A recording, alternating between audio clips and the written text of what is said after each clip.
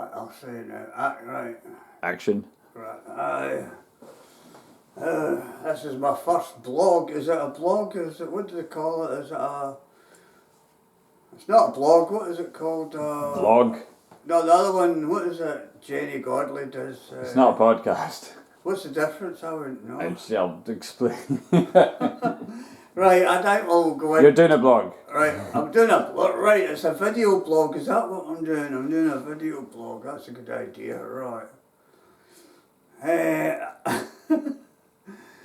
want to talk about, the one thing I really want to talk about is about time machines, anybody into time travel and that, you know. And I was talking about we're talking about Alexandria, the Great Library of Alexandria, and all the knowledge and everything like that. But I was thinking how useless it would be for me, because I wouldn't understand it if I went back in time and that. So I can't read Latin for a start. I'd have to take a Latin scholar with me to read all this. So, am I right? Do you think that's true? If I decided to go and look what was inside the Library of Alexandria, which is, it's one of my dreams, you know, that's where I'd go in time, is Alexandria. That's where I would go in the top 5 time travel and that. But the problem, there'd be 2 problems. Even if I read Latin and learnt Latin before I went, I've got paradoxical, what is it called? No, it's not paradoxical. What is it? Anyway, I'm not, what is it called when you can't read very well and all that? What is it? Dyslexic.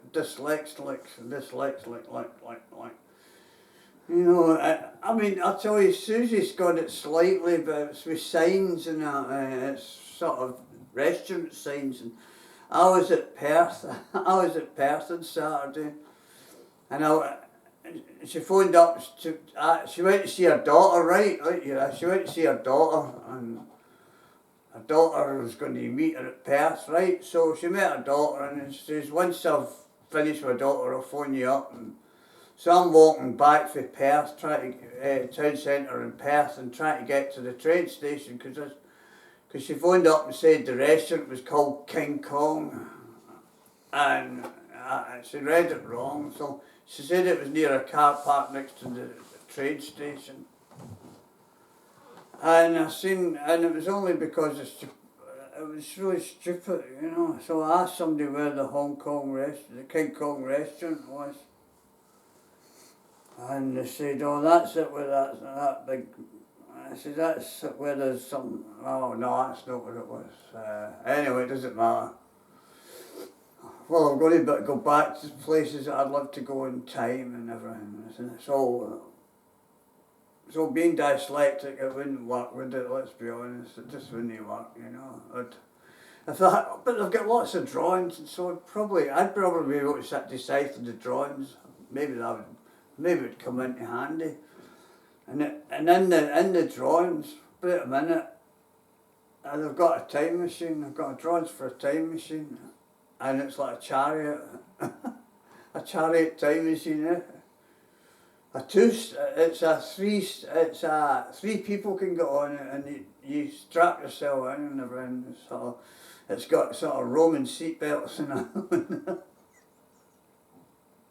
It's got the Roman seat belts on it, and you know, I'd still be having trouble trying to pull the thing. Oh, get in there.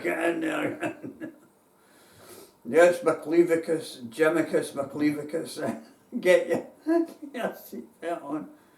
And you too, Ed L. Whitney, what would it be? Denis Whitney Lely. Oh no, so we're going our type now. I was laughing my head off. I was thinking, I'm doing this thing with time travel. This is it. This is what I'm saying now. It is all about, I'm talking about this great, you know, I've talked about the time traveller, you know, the psychiatrist and everything like that, you know, it's all about that. And guess what time machine is they've got? It's a tuk-tuk. I went in a tie tuck shop, a tie tuck, try that one. Tie tuck. Alright, tongue twister that is, a tie tuck. Oh God, I'd like to put this on YouTube. How'd you do it? I'll show you in a minute. I've got the wee thing, don't worry, I've got the wee thing it puts in, the adapter and that, so there's no worry about that. Anyway, so we'll go back to the time, right, we're going to the other time machine. So I was born in a prefab. I'm not joking, a prefab sprout. And Christmas Day I was born in that. And very first thing I remember when I was a kid was, first thing I remember, I can tell you what it was. There was two things I remember. One's embarrassing. I must have been about a year and a half old, I think I was. And there was I was in a house in another prefab, and this is in Straven, Lanarkshire. And there was Mrs. Black and Mrs. Scott, and all these people that lived there. Mrs. Black was from Blackpool originally. And there was a Dutch guy as well. No, I don't know if he was Dutch or Swedish. I think he was Austrian maybe, I don't know. Because he was a prisoner of war at one time and he ended up living in Straven, so he must have been Austrian, I would say. He wasn't German, I know that. And he was called Barchy Block, and I used to laugh her head off with that name. It was just, and there was a fishmonger in Straven. He was, he was called Starchy Archie because he was a big humpback, and he called Starchy Archie. There was a guy called Warby Durr because he couldn't pronounce his L's. That was why he always used the word R instead of L, so we used to call him Warby Durr. Oh. They're funny names. And there was a guy who always wore a sort of black shiny coat, and we used to call him Seal. See, Straven had more nicknames than anywhere else on the planet, I really do think so. Kogels. There was a guy called Kogels, and the reason was he was called Alcock, and they were embarrassed about his name, so they just called him Kogels instead. So we were watching, guess what it was? There was only one telly in the whole place. This was 1953. You can guess what it is, what the event is, can't you? The coronation. That was the first thing I remember, in my life. It was weird, that is, isn't it? And I could just see them. Mrs. Black, she was from Blackpool, and she said, hey, someone sit down there. We'll get your sandwiches there. Yeah, don't worry, we'll get your sandwiches. Don't worry. What would you like in your sandwiches? Oh, come on, Jane, you're a fussy girl. That was my oldest sister, She liked cucumber in her sandwiches, I don't know. And, she liked, do you remember, what's that horrible beef and that? It was, that poison stuff from Argentina. Oh, it'll come back to me. Whether I had typhoid or something, I don't know. I remember it happened in Aberdeen when I was younger. I was at school and there was just some sort of bug from that. Corned beef, that's what it is. They had this terrible thing that happened in Aberdeen with corned beef, and it was, I always remember my Aunt Jean came from Aberdeen, right, and she was saying, oh, well, I hope my sister's alright and that, So there I was, we're watching the coronation and that, and I don't remember, I was probably getting fed rusks or something at the time, I think. I dipped them in milk, I bet you. Did you get your rust milk? Yeah, I used to dip them into milk.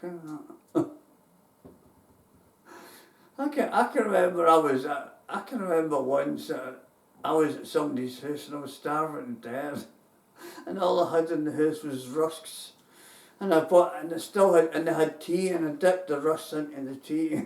Remember?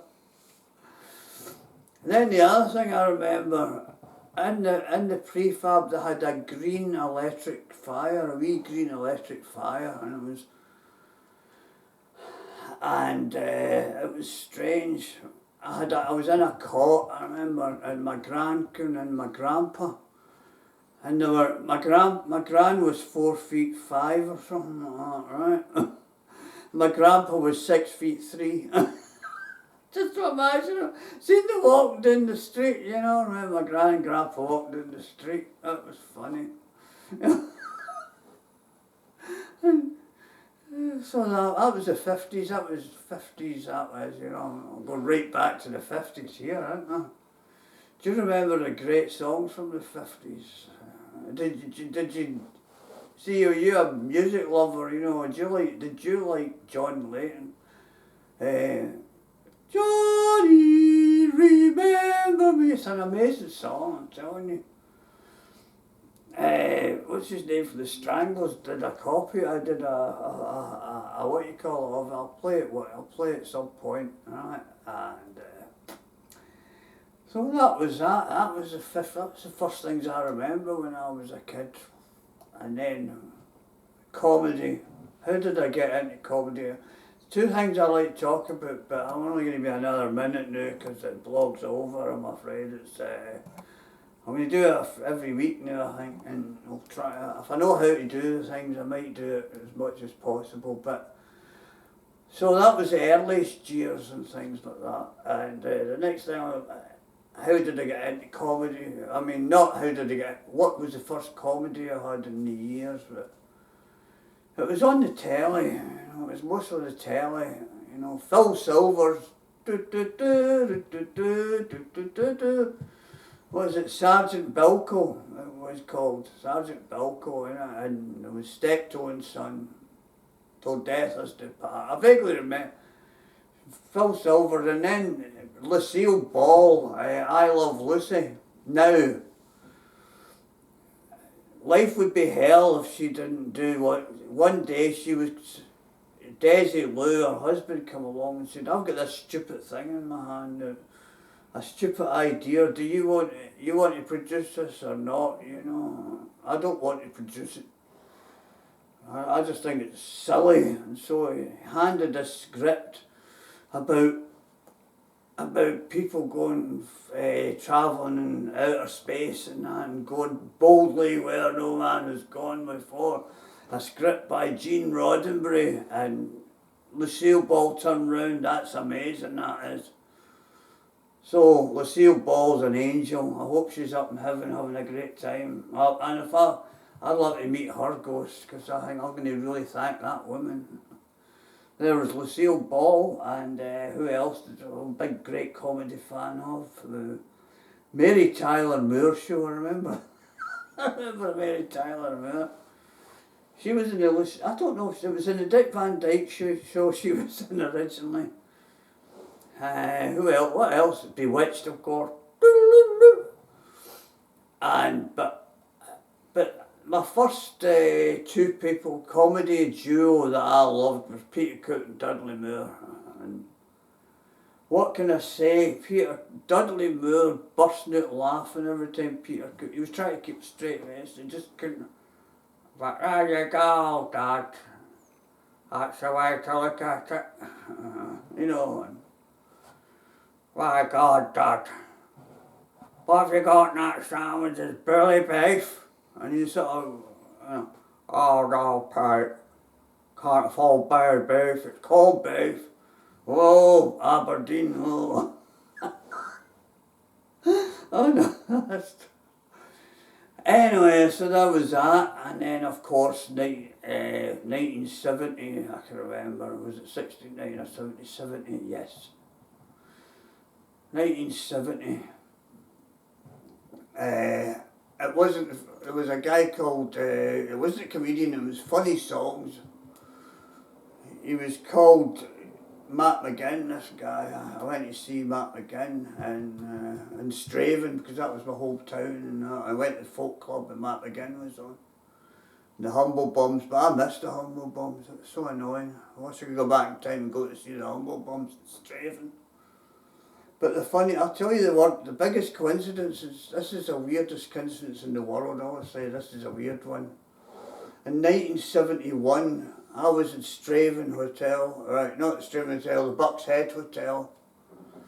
Or we had a jukebox, I had jukeboxes in those days, and there was a song that came on, I can remember, it was by Lindisfarne, and this was 1971, and it was "Meet me on the corner when the lights are going dim, and I'll be there, I promise I'll be there." And do you know what happened?